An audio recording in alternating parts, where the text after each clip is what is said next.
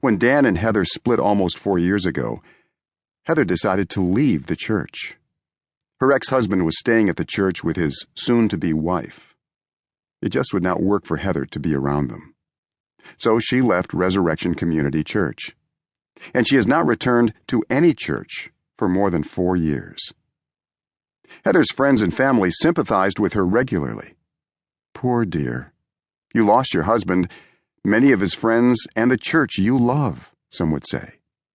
And Heather nodded her head, receiving the condolences with quiet acceptance. It's okay with her if they feel that way. But Heather has a secret she has confided to no one. Yes, the divorce was incredibly painful. Yes, so much of the change for her and the kids hurt deeply. Still, she has told no one the full story. Heather was glad to leave Resurrection Community Church.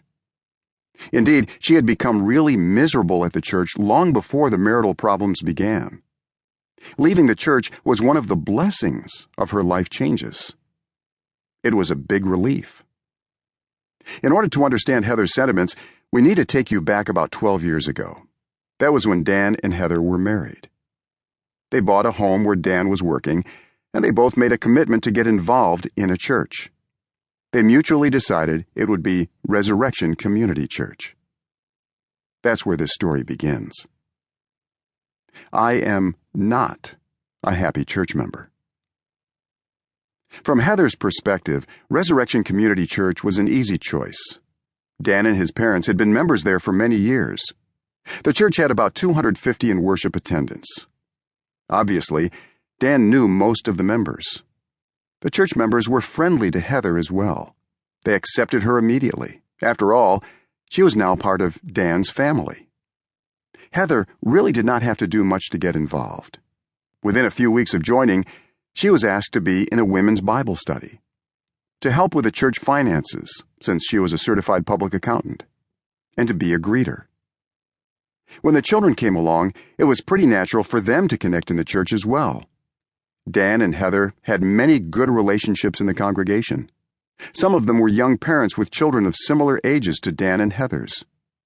So she began church life just fine. Her attitude was great.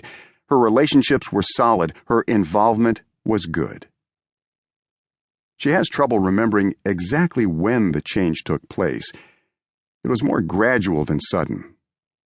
Heather, just a few years later, had become an unhappy church member. There was no one negative event. Indeed, she barely noticed the change day by day. Heather does remember waking up one Sunday morning with a dread about attending church. When did these feelings develop? She asked herself. Why am I no longer a happy church member? This story is Heather's story, but it can be repeated in the lives of church members by the millions. The attitude shift. Depending on your perspective, you could say that Heather had an advantage. She did not have to wait or seek permission to get involved in the church.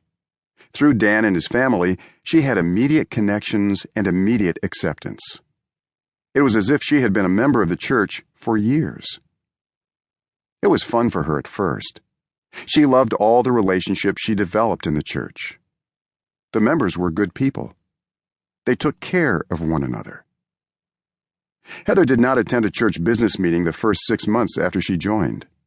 The church treasurer, though, asked her to attend since she would soon become the assistant treasurer. She needed the background and the experience. She thought it was strange to have a business meeting every month, but she honored the request. The meeting was nothing like she had expected. The treasurer gave his report, and 6 or 7 church members asked questions about almost every dime of expenditures.